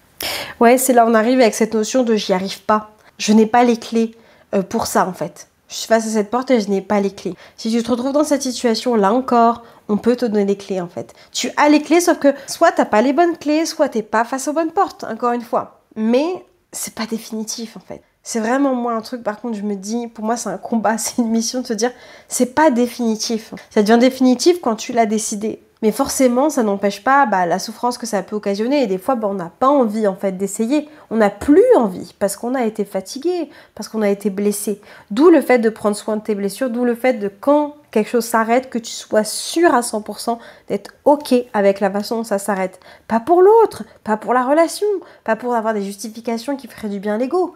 Pour toi, pour que intérieurement, tu puisses vraiment avancer et en faire quelque chose pour la suite, pour ne pas en fait trimballer les mêmes valises ou en tout cas te retrouver dans des situations similaires qui te feraient encore souffrir. Peut-être que je suis la bonne personne pour être une pote, tu vois, une pote pour rigoler, pour prendre un verre, pour parler, pour être là pour quelqu'un s'il a besoin, mais pas dans cette relation de fusion où je suis là coûte que coûte pour toi, etc. et tout, et j'ai peut-être pas forcément le même retour. Donc je me suis dit, peut-être que je suis juste pas fait pour ça, peut-être que je suis fait pour... Ouais, alors je connais pas assez Shera personnellement, mais de ce qui me vient et de ce que je vois d'elle et de ce qu'elle produit et de la façon aussi dont elle a parlé de la famille, je ne pense pas que ce soit une question de « je ne suis pas faite pour ça ». Je pense que c'est une question de « ok, bon, j'ai un chemin peut-être à faire pour moi, mais j'ai juste vraiment pas rencontré les personnes qui partageaient cette même vision que moi là-dessus ». Pourquoi ? Parce que si elle n'était vraiment pas faite pour ça, elle arriverait à le faire avec personne. Sauf qu'elle arrive à le faire, à avoir ces trucs profonds, ces trucs de connexion, ces trucs intenses, dans d'autres sphères. Dans la sphère familiale, elle en parle souvent. Voilà, dans sa sphère familiale, c'est quelque chose qu'elle arrive à construire. Donc, elle est faite pour ça. Elle n'a juste pas rencontré certainement les bonnes personnes. Donc, message aussi à toi qui m'écoutes aujourd'hui. Ce n'est peut-être pas que tu n'es pas fait pour ça, c'est que tu as peut-être rencontré les mauvaises personnes, pas au bon moment pour toi, tout simplement. Si vraiment tu penses ne pas être fait pour quelque chose, je t'invite à regarder les autres domaines en fait. Est-ce que vraiment c'est partout dans les autres domaines ? Est-ce que c'est partout dans la famille aussi, dans la sphère pro, nanani, nanana ? Est-ce que tu arrives vraiment à créer aucune connexion avec les gens ? N'importe qui, tout le monde. Généralement la réponse est non. Il y a des personnes avec qui ça marche plus. Donc, ça veut juste dire, encore une fois, qu'il y a une dissonance peut-être au niveau des valeurs, qu'on n'est pas raccord sur les valeurs et qu'on n'a peut-être pas osé dès le départ poser un cadre qui ferait que, et qui pourrait expliquer d'ailleurs, par rapport à son passif amical, où elle disait plus jeune qu'elle cherchait à avoir beaucoup d'amis, c'était quelque chose qui était important, ça veut d'apprendre à privilégier la qualité des amitiés à la quantité des amitiés. La qualité versus la quantité. Quant à la quantité, tu n'as pas forcément la qualité à laquelle tu aspires. Tu es peut-être OK avec la qualité que cette quantité t'apporte, mais ça ne sera pas la même chose que si tu favorises uniquement la qualité. Et c'est là où je pense qu'il y a un choix à faire aussi, et qui peut aussi forcément être délicat, parce que ça peut dépendre aussi de notre mode de fonctionnement, si on a plutôt un mode introverti, où on préfère les relations en individuel en un à un, on est plus à l'aise dans des interactions comme ça, où il y a du calme, et où aussi on peut avoir cette occasion de se recentrer sur soi, sans que ce soit vu comme « ah, tu veux plus me parler », etc., et des trucs de cours de récré, c'est comme ça que je les appelle, et puis on peut avoir les profils plus extravertis où là effectivement on a besoin de voir souvent des personnes, d'être souvent en contact avec des personnes, mais ce n'est pas parce que tu es extraverti que tu ne peux pas nouer de liens profonds avec les gens. Là c'est pour ça que la notion de lien profond, la capacité à nouer des liens profonds n'est pas liée à ta personnalité, là où introversion, extraversion est liée à la personnalité par exemple, mais plutôt liée à une question de valeur, à une question de vision. Et là l'objectif c'est de rencontrer les personnes qui ont la même vision que toi en fait. Alors oui, tu me diras, Mathilde, comment on fait ça ? C'est difficile. Oui, c'est difficile. Mais la première des choses à faire, c'est ce que tu te connais suffisamment. Est-ce que tu connais ta vision ? Est-ce que tu connais tes valeurs ? Connais ça suffisamment, connais-toi vraiment bien toi-même pour qu'ensuite tu puisses t'identifier chez l'autre. Ok, est-ce que là ça marchera avec moi ? Ah ça non, ah ça oui. Et c'est comme ça en fait. Essaie de laisser erreur forcément. Relations frères-sœurs, peut-être que je suis fait pour les relations cousin-cousine, les relations amoureuses, mais peut-être que l'amitié c'est pas fait pour moi. Du moins pas l'amitié profonde. Les potes oui, mais pas l'amitié profonde. Et ça m'a rendu triste d'un côté, et d'un côté ça m'a aussi soulagée de me le dire, parce que je me suis dit peut-être que c'est tout con, c'est tout. Peut-être que, voilà, j'ai ma réponse en, on va dire, 30 années d'amitié à dents de scie et de personnes qui sont rentrées et ressorties de ma vie. Quand je vous dis vraiment au collège, j'avais une meilleure amie par an. Trop bizarre. Enfin, pas trop bizarre, non, parce qu'il n'y a rien qui est bizarre ou rien qui est normal. Mais c'est dire à quel point ma manière d'avoir des relations, elle n'est pas stable en fait, en vrai. En tout cas, à cette période-là. Et aussi, en dehors de ça, j'ai tellement changé, j'ai tellement évolué et j'ai tellement eu un regard différent sur ma personne et je suis tellement, j'ai l'impression, revenue de loin d'un point de vue psychologie et d'un point de vue comment je pense que du coup, peut-être même qu'à l'époque, j'aurais pas du tout aimé avoir une amie comme moi. Je trouve que j'étais, je dirais pas une mauvaise personne, mais que je trouve que J'aimais pas la personne que j'étais avant. Et je pense que ça se sentait que je m'aimais pas parce que j'étais, je sais pas, j'étais superficielle, C'est intéressant de voir à quel point la façon dont on se perçoit a un impact forcément dans les relations que j'ai. Il y a des choses qui se ressentent. Et quand on est quelqu'un qui est très dans le don, ça peut venir cacher une forme de « je te donne tellement, comme ça tu vas pas venir regarder les zones où là je me sens pas ». Elle a parlé du terme d'étouffer, mais je vais te donner tellement que tu vas être tellement occupé à devoir recevoir ça, à gérer ça, que tu vas pas pouvoir aller regarder les espaces où là je me sens pas, où là je suis pas dans l'amour de moi, où moi du coup je suis pas là en fait pour moi. Ça peut être une forme de protection aussi. À côté de mes pompes complets. Et donc du coup j'arrive à comprendre aussi les personnes qui m'ont fui à un moment donné à cette période de ma vie. Et en grandissant et en devenant un petit peu plus mûr, en apprenant aussi de mes erreurs, en apprenant des erreurs des autres aussi, parce que je vais pas non plus que jeter la pierre sur moi. Je pense que j'ai aussi attiré dans ma vie des personnes qui se disaient que c'était trop facile d'être amie avec moi parce qu'il fallait juste lui donner un minimum d'attention pour être amie avec elle et pour avoir ce statut. Et en rencontrant Raph, c'est vrai qu'il m'a permis d'ouvrir beaucoup les yeux sur moi, en me révélant certaines choses et en me disant les choses telles qu'elles sont de manière les plus sincères possible. Grâce à lui, on dirait c'est une formation. Grâce à lui, j'ai pu réaliser que j'étais une amie de merde. Grâce à lui, je peux réaliser tous mes rêves. Non, mais grâce à lui, j'ai pu réaliser que je donnais tout trop et vite. Et Raph me disait, mais tu te rends compte que tu te dis que cette personne c'est ton amie, mais elle a pas à avoir ce statut-là. Qu'est-ce qu'elle a fait pour mériter d'être ton amie? Cette notion de vitesse, je la trouve aussi intéressante. Selon moi, en tout cas, la façon dont vraiment je le ressens, c'est je vais donner vite pour être sûr que tu partes pas, en fait. Et je pense que derrière, il y a une peur vraiment profonde que l'autre parte, que l'autre quitte ma vie, de me retrouver à nouveau sans l'autre, de qui je suis finalement sans l'autre. Et ce sans l'autre, parce que peut-être j'ai du mal à faire équipe avec moi-même et à me donner du coup cet amour, je vais le chercher à l'extérieur, mais du coup, si je l'ai pas avec moi, bah forcément, je sais plus qui je suis. Et peut-être que du coup, ça amène à d'autres pensées, tu vois, qui sont vraiment pas chouettes, forcément. Je trouve que c'est aussi un point intéressant. À ce point où pour mériter autant d'attention, en fait, l'amitié, ça se prouve, l'amitié, ça se gagne, l'amitié, ça se fait au petit à petit. C'est pas ce que tu faisais quand tu étais plus petite ou plus jeune. Et peut-être que ça révèle quelque chose que j'étais très immature, en fait, d'un point de vue amical. J'ajouterais aussi que l'amitié, ça se construit. Ça se construit. Ami pour la vie, ça veut rien dire. Ami pour la vie, ça veut rien dire, en fait. Encore une fois, c'est nier le fait qu'on évolue, qu'on change et qu'on avance, tu vois. Dans cette notion, vraiment, je trouve, d'amitié, il y a cette notion de... Pour avoir une durabilité, une stabilité dans le temps, ça demande constamment un ajustement, en fait. J'évolue, tu évolues. Est-ce qu'on évolue dans la même direction? Est-ce qu'on est toujours OK avec ce qu'on a construit? Ou est-ce qu'il faut adapter le cadre et l'ajuster? Et c'est là où, généralement, on ne fait pas. On ne fait pas ça. Et donc, on reste sur une version ancienne de nous.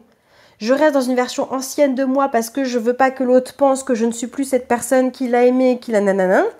Et pareil, je vais évoluer, l'autre ne va peut-être pas évoluer comme moi, et donc je vais vouloir forcer la personne à évoluer dans mon sens, tu vois.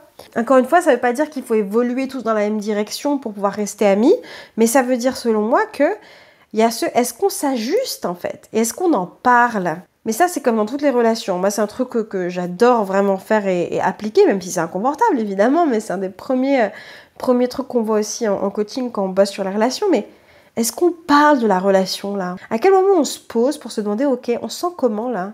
Comment tu te sens, là, dans ce cadre avec moi? Comment moi, je me sens dans cette amitié? Est-ce que tu y retrouves toujours les mêmes choses qu'on avait avant? Est-ce qu'il te manque quelque chose? Est-ce qu'il me manque quelque chose? Et ça, on ne le fait pas. Bah oui, je sais que c'est pas naturel, on se dirait c'est pas naturel, c'est pas spontané, c'est bizarre, etc.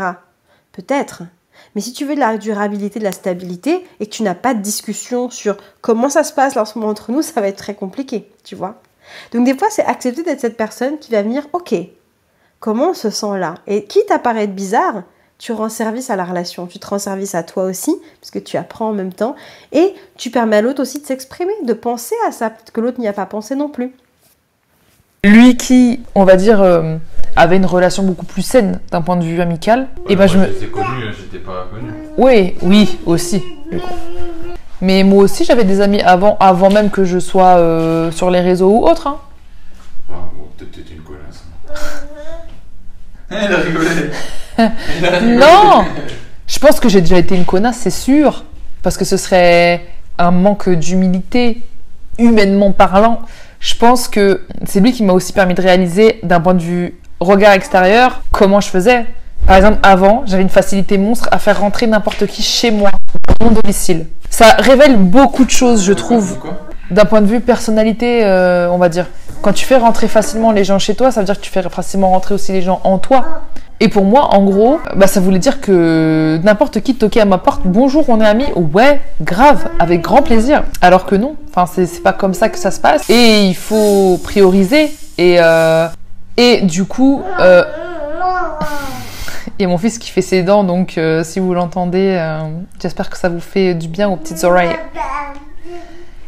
Et donc du coup, Rafi m'a un petit peu expliqué les choses d'un point de vue amical. Et je sais même que ma cousine me disait la même chose aussi. Elle me disait, en fait, dans ton noyau, il faut qu'il n'y ait pas beaucoup de gens. Il faut qu'il y ait des personnes qui méritent en fait d'être dans ton noyau. Il faut qu'il y ait des personnes qui t'ont prouvé des choses et t'ont pas seulement dit des choses. Tu peux pas avoir trop d'amis dans ton noyau pur parce que ça laisse la place à des personnes qui font semblant, juste pour profiter de toi ou juste parce que ça leur fait plaisir en fait.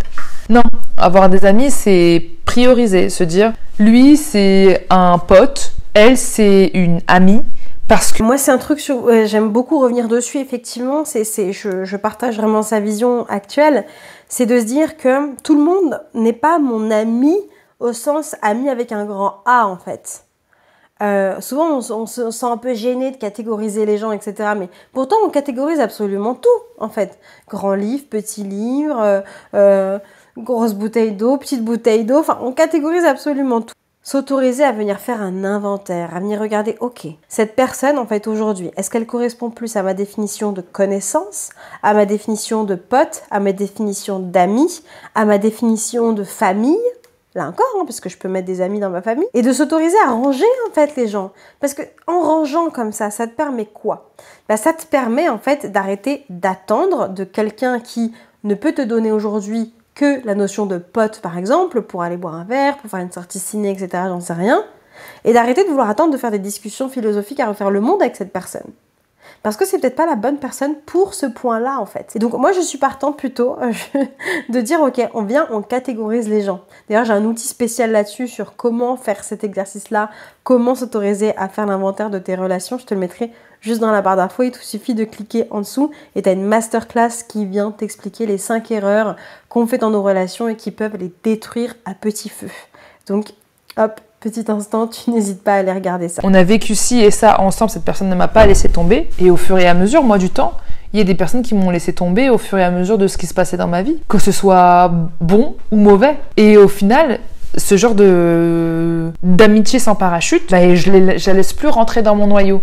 Je la laisse à l'extérieur. Ce qui fait que du coup, je leur accorde pas la confiance qu'ils méritent pas. Et s'ils partent, ou si j'ai plus envie de leur parler, ça me fait rien. Ça me fait moins mal qu'avant, on va dire. Et au fur et à mesure du temps, je me suis rendu compte que j'ai pas beaucoup d'amis, très peu. C'est pas des gens forcément à qui je parle tous les jours. C'est pas forcément... Mais j'ai pas envie de te dire. C'est pas forcément... Oh, mais laisse-moi tranquille! C'est des personnes... C'est pas forcément genre je leur parle tous les jours. C'est pas forcément aussi... On se voit tous les jours. C'est des personnes sur qui je peux compter et qui peuvent compter sur moi et en qui j'ai entièrement confiance. Quand je leur parle, je sais très bien que ça va pas sortir. Quand je leur parle, je sais que j'ai de la confiance. Et c'est des choses que je retrouvais pas dans mes amis avant. Où je me disais, cette personne-là, j'ai trop d'embrouilles avec cette personne en fait. J'ai trop d'embrouilles, j'ai pas confiance, j'arrive pas en fait. Je suis en train de travailler dans une relation où je pisse dans un violon parce que j'essaie d'expliquer quelque chose à quelqu'un. Et pour moi, la confiance, c'est tellement important. J'estime qu'en gros, ce que je dis, ça doit être un coffre-fort. D'autant plus que, comme je le disais, les relations, quand tu as un personnage public, c'est beaucoup plus compliqué. Donc, raconter ta vie à des personnes... J'ai plus de salive. Je dirais que j'ai pas beaucoup d'amis. Sur cette notion, je trouve intéressante de justement ne pas avoir beaucoup d'amis. Souvent on est gêné de dire ça, on est hyper gêné, on se sent limite honteux, j'ai pas beaucoup d'amis et tout. Pourquoi? Parce que très jeune on nous a dit que voilà quoi, t'as pas d'amis, prends un curly. Tu vois, il y a un peu ce truc là de waouh, c'est la honte de pas avoir des potes, c'est la honte de pas avoir des amis, etc. Quand tu grandis et que tu gagnes en maturité émotionnelle et maturité relationnelle, en fait, tu te rends bien compte que, en tout cas, ma vision, c'est quoi? C'est plus t'as des amis, pour moi, moins t'es vrai avec les gens. Parce qu'une relation amicale, ça te demande quand même de venir déposer des choses. Ça te demande quand même de venir te mettre en posture de vulnérabilité aussi. Ça te demande du coup aussi d'oser, de faire confiance. Tu n'as pas un vase illimité de confiance, en fait. Ton réservoir de confiance, tout le monde ne peut pas l'avoir. Ou alors, si tu as un grand réservoir de confiance, mais que tu donnes ça à quelqu'un, ça à quelqu'un, ça à quelqu'un, ça à quelqu'un, c'est pas pareil que si tu donnes ça à une personne et ça à l'autre personne, en fait. Donc, plus je vais donner de ma confiance dans une relation, plus je vais m'engager dans une relation, plus du coup je vais pouvoir construire quelque chose, avoir de la réciprocité aussi dans cette relation. Par contre, si je pose ma confiance un peu partout, bah forcément je vais avoir un peu d'engagement un peu partout, donc je vais recevoir un peu de partout, mais ça ne va pas être du coup forcément la même chose. Et c'est là où je pense qu'il y a beaucoup de croyances autour de l'amitié, elle est un peu débloquée, etc. Mais de se dire voilà, il faut avoir beaucoup d'amis pour paraître populaire ou ce genre de choses. Je vais te parler de moi, ce sera plus simple. Enfin, je me suis rendu compte que en fait, j'étais pas du tout à l'aise avec l'idée d'avoir des amis qui habitent trop proches de chez moi. Et en fait, sans me rendre compte, en fait, sans que ce soit conscient, sans que je sois en recherche, mes plus belles amitiés sont aux quatre coins du monde. J'ai très peu d'amitiés, en fait, dans la même ville que moi. Des personnes qui habitent au même endroit que moi. Parce que très vite, je vais avoir l'impression de me sentir étouffée, d'être obligée de voir la personne, etc. alors que j'ai un fonctionnement introverti. Là encore, si j'étais extravertie, super. Et généralement, quand on est extraverti, on a besoin du coup d'être en contact souvent avec l'autre. Mais si tu es introverti, bah en fait, ça peut être logique et ça peut expliquer le fait, que tu aies moins d'amis, mais pas parce que t'es pas sociable, ça n'a rien à voir. Mais deux, parce qu'en fait, tu préfères peut-être avoir des gens sur qui tu peux vraiment compter et là où tu peux verser et déposer toute ta confiance et tout ça. Et deux, tu peux avoir tendance aussi du coup à cultiver des amitiés plutôt longue distance, entre guillemets. Tu vois, c'est sortir en fait de cette idée reçue qu'un ami, c'est quelqu'un que tu vois tous les week-ends, que c'est quelqu'un que tu vois très très souvent, quasiment tous les jours, que c'est quelqu'un à qui tu parles tous les jours. Non, non, pas forcément. Moi, je suis pas du tout d'accord avec cette vision en fait. Mais là encore, ça dépend d'où est-ce que tu mets ton curseur. Est-ce que tu mets derrière la valeur amitié? Parce que quelqu'un pourrait mettre derrière la valeur amitié la notion de proximité. Mais se sentir proche au sens de régularité, tu vois, au sens de fréquence, tu vois. Moi, j'ai une valeur proximité, mais elle ne se traduit pas du tout de la même façon, en fait, que quelqu'un qui serait dans la fréquence. Non, moi, ça va être, par exemple, la proximité émotionnelle. Dire que dans les moments vraiment fatidiques, on est là et on est là pleinement pour l'autre. Puis, il y a une proximité aussi encadrée pour moi. Donc, par exemple, moi, ça va être d'instaurer un cadre, c'est-à-dire de se dire, ok, tous les premiers samedis, là, on s'appelle. Et qu'il y a un petit peu cette dynamique-là, tu vois. Mais pour faire ça, ça demande de se connaître, de savoir ce qu'on veut vraiment, d'avoir fait aussi table rase du passé, d'avoir vraiment regardé dans le passé où est-ce que ça posait des difficultés. Et c'est tout ce travail-là que tu peux faire. Évidemment, c'est difficile de le faire tout seul, donc n'hésite pas à te faire aider là-dessus, vraiment à regarder, à te renseigner ce qui peut être fait. Et bien du coup, ça te permet ensuite de créer des amitiés sur mesure. Tes amitiés personnalisées. Et encore une fois, l'amitié que j'ai avec X sera pas la même que celle que j'ai avec Z, que celle que j'ai avec B, etc., etc. Mais c'est des amitiés qui vont être différentes. C'est des amitiés où justement je vais peut-être pas avoir un ami où je peux tout avoir dans cette amitié. Je sais pas si vous voyez ce que je veux dire. Et donc du coup, je sais plus ce que je voulais dire. Mais je suis pas loin du... Je pense que ce qu'elle voulait nous partager ici, et moi ça me fait vachement écho, c'est avec cette idée justement d'inventaire, là, c'est de te dire, ok, cette amie, c'est une personne avec qui je me sens bien quand on fait ça, ça, ça. Mais si je fais ça, ça avec elle, par contre, là, non. Là, je me sens plus bien avec elle. Et c'est d'accepter que je vais avoir des amis peut-être uniquement pour aller boire un verre ou aller au ciné. Et puis, je vais avoir des amis qui vont être là uniquement pour refaire le monde et philosopher pendant 3 heures. Et alors, c'est là où on est gêné, on se dit, ah là, on veut calquer les amitiés. Ça se passe comme ça, de cette façon, avec cette personne-là. Du coup, il faut que ça se passe comme ça, avec cette personne-là. Donc, si ça se passe pas comme ça, avec cette personne-là, c'est qu'il y a un problème. Soit là ou soit là. Non, ce n'est pas binaire. C'est gris, c'est nuancé. Donc là encore, ce qui t'aide, c'est de savoir ce que toi, tu veux vraiment. Et ensuite, d'apprendre à catégoriser, d'être à l'aise avec ça, en fait. Moi, j'ai des potes, que j'adore voir comme ça une fois de temps en temps. Puis j'ai des amis, en fait, avec qui on se parle régulièrement, on se fait des calls qui durent 2 heures, 3 heures. Et puis j'en ai certaines que je vais voir tous les 2 ans. Ok, Ben, c'est une façon de faire, tout simplement. Encore une fois, si tu es à l'aise avec ça, si ça t'apporte du bien, si tu réponds à cette question unique et qui est redoutable en même temps, de est-ce que quand je sors de cette relation, de cette interaction, comment je me sens? Est-ce que je me sens bien ou est-ce que je me sens mal? Et là, c'est à ce moment-là qu'il faut oser être radical pour ensuite poser des actions qui permettent de se sentir mieux dans les deux cas. Mieux, même si ça ne va pas, de me sentir mieux, en étant encore ou en n'étant plus, et mieux si ça va déjà bien, parce que je vais pouvoir mettre de la conscience dessus. Que je voulais dire, mais j'ai pas envie de mal m'exprimer. Ouais, j'ai des amitiés différentes qui m'apportent des choses différentes et je pense que j'apporte des choses différentes à mes différents amis. Mais j'ai plus le ah, c'est ma meilleure amie, ah, c'est mon meilleur ami. J'ai plus et je pense que j'arrive plus et je pense que c'est mieux comme ça parce que ça me permet d'être moins déçue parce que pour moi le terme meilleur ami, il était trop intense. Tant pour moi que pour la personne en face et qu'au final ça pouvait peut-être potentiellement se transformer en relation pas malsaine mais en total déséquilibre. Donc oui, j'ai des amis mais j'en ai plusieurs et je pense que c'est mieux comme ça d'un point de vue stabilité amicale, c'est mieux comme ça et surtout j'apprends aussi à ne pas être forcément déçue des gens. Je vais être moins radicale qu'avant en me disant bah, c'est bon je parle plus, en me disant bah peut-être que c'est sa personnalité, peut-être qu'elle y arrive pas, peut-être que machin, mais je vais dans le dialogue, je discute, je dis je suis pas contente de ça, j'aime pas ça en gros, et soit la personne elle comprend, soit la personne elle comprend pas, mais avant c'est vrai que j'étais très radicale et c'était trop et beaucoup pour moi parce que je plaçais on va dire les amitiés, toutes les amitiés en meilleure amitié et c'est pas bon en fait au final. Et en fait je me rends compte que plus j'avance, plus j'ai besoin d'équilibre dans mes relations et plus je tends à voir et à faire ça.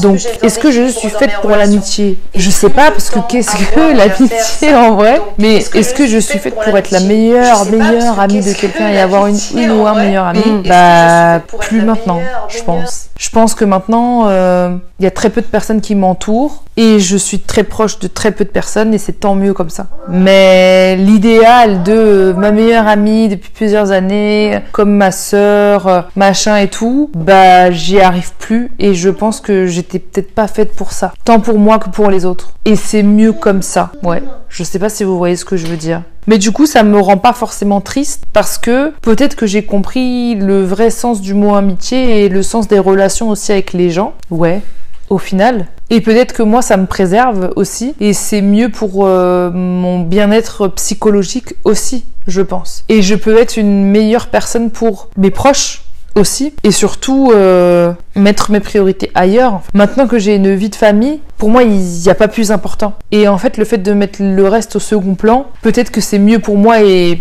pour les autres. Je sais pas comment expliquer. En tout cas, mon meilleur ami pour moi, c'est mon chien, c'est mon fils et c'est toi. Bon, pour moi, Ouais, en 30 ans et dernièrement, j'ai beaucoup réalisé des choses sur moi par rapport à ce plan-là parce que ça doit être l'un des plans dans lequel j'ai eu beaucoup de problèmes et sur lequel je me suis beaucoup remise en question et sur lequel j'ai toujours mis la faute sur les autres. Et je pense que les fautes viennent des deux côtés en fait, tout simplement. Ben, en tout cas, dans mes relations avec les gens, si je peux le dire, j'ai jamais voulu intentionnellement faire du mal. Je me suis jamais dit, tiens, cette personne, elle va souffrir ou tiens, machin. J'ai toujours, je pense, mal aimé sans le vouloir. Je sais pas si vous voyez ce que je veux dire. Je pense, en tout cas. J'ai l'impression que je suis une horrible personne en ayant parlé à travers cette caméra.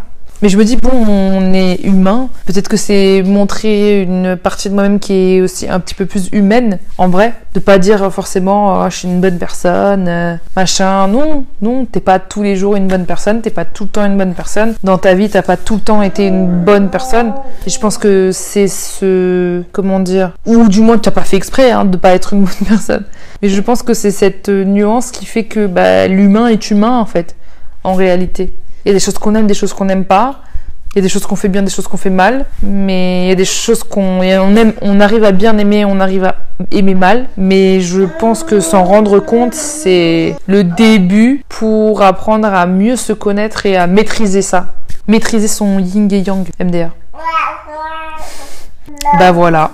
À chaque fois que je fais une vidéo face cam où je me pose, où je parle, j'ai toujours l'impression de me dire ah, est-ce que je me suis bien exprimée? Est-ce qu'ils ont bien compris? Qu'est-ce qu'ils vont croire? Qu'est-ce qu'ils vont penser de moi? C'est toujours la réflexion que je me fais. Et bah, ça m'a fait du bien d'en parler parce que je réalisais pas mal de choses aussi. Et j'espère que vous, à travers votre caméra, vous avez aussi, à travers mon discours et mon témoignage, réalisé des choses sur vous ou sur vos relations ou sur ce qui vous entoure. Je pense qu'il n'y a pas de guide pour être un bon ami ou pour avoir beaucoup d'amis ou pour avoir des amis. Je pense que c'est juste de l'apprentissage au fur et à mesure du temps, en fait, des relations humaines. Des relations humaines, ouais. Du coup, voilà. En tout cas, j'espère que vous avez aimé cette vidéo. Ok, je vais arrêter la vidéo de Shera ici. Il y a différents points sur lesquels j'aimerais revenir pour conclure aussi. Cette notion, voilà, de bonne personne, mauvaise personne, j'en ai déjà un petit peu parlé, mais je pense sincèrement que c'est un peu plus complexe que ça. Que c'est plus de se dire, ok, je peux être une bonne personne et mal agir de temps en temps. Mais est-ce que ça va remettre en question le fait que je sois une bonne personne? Peut-être pas, en fait. Peut-être pas. Tout comme je peux être une mauvaise personne, si on conçoit qu'il y a des mauvaises personnes qui, de temps en temps, agit bien. Donc, important un peu de nuance là aussi, je pense que ça peut nous faire du bien. Shera demande, voilà, est-ce que finalement, comment les gens vont penser le fait que je dis ça? Bon, ça ne tient qu'à moi, mais moi je trouve ça hyper courageux de s'exprimer sur ces sujets-là. Je trouve ça hyper courageux, ça se met en posture de vulnérabilité, c'est pas évident, on vient parler des difficultés qu'on a, de ce qu'on pense, de ce qu'on ressent, on vient déposer un peu notre cœur là-dessus. Et du coup, moi j'ai juste envie de dire bah, merci Shera quoi, d'avoir parlé de ce sujet-là parce que ça ouvre la porte à beaucoup de réflexions. Puis sur le fait qu'il n'y a pas de guide, effectivement, pour être un bon ami, pour avoir du coup plus d'amis, etc. Et j'ai envie de dire oui et non. J'ai envie de dire oui et non dans la mesure où le guide il est en nous en fait. Donc ce qui permet vraiment de savoir ce que je recherche et ce que je veux, là où j'ai des dysfonctionnements dans une sphère relationnelle, bah, ça va être de faire l'effort d'aller me questionner vraiment sur cette sphère-là, d'aller faire un état des lieux, de faire le point, une photographie à l'instant T, de voir ok, où est-ce que j'aimerais aller et comment je peux y aller. Et là, effectivement, bah, se faire accompagner, par exemple, hein, dans le cadre de coaching, dans le cadre de thérapie, permet aussi du coup de prendre de la hauteur, de prendre du recul, de comprendre où est-ce que là il y a des difficultés, et aussi du coup bah, de faire en sorte de mener les changements pour aller vers ce dont on a envie d'aller et ce dont on a besoin d'aller en fait. Ce concept aussi d'être meilleur ami, etc. Moi j'avoue que pendant longtemps aussi, alors moi j'ai beaucoup souffert en amitié, d'amitié justement qu'on pourrait qualifier de toxique encore une fois, ou des rapports justement entre meilleurs amis, des trucs qui disaient on est meilleurs amis, où en fait ça s'est le moins bien passé, personnellement. Donc dès qu'il y avait cette notion de meilleur ami qui était là, je trouve que tout de suite ça venait poser un truc là hyper lourd, hyper fort, et encore plus difficile du coup quand ça ne marche pas. Moi j'ai appris à me construire du coup des meilleurs amis, mais c'est venu bien après, et parce qu'on sait ce qu'il y a derrière meilleur en fait, et parce qu'il y a une réciprocité aussi qui est là. Donc encore une fois, moi j'ai envie de conclure en disant que c'est ok, que c'est normal d'avoir des difficultés en amitié, c'est normal de pas forcément savoir comment faire, parce que personne ne nous dit comment faire, parce que bah, c'est compliqué, parce qu'il y a un autre être humain, parce qu'il y a plein d'éléments, comme on a pu voir dans cette vidéo, il y a une question de valeur, etc. qui se joue, donc ouais, moi je trouve ça chouette de se poser ces questions-là sur cette sphère-là, qui souvent est mise un peu de côté, alors que encore une fois, c'est ma vision, mais c'est pour moi la sphère relationnelle la plus importante et la sphère vitale. Parce que quand ça va pas dans la famille, quand ça va pas en amour, à qui on vient parler? À la sphère amicale.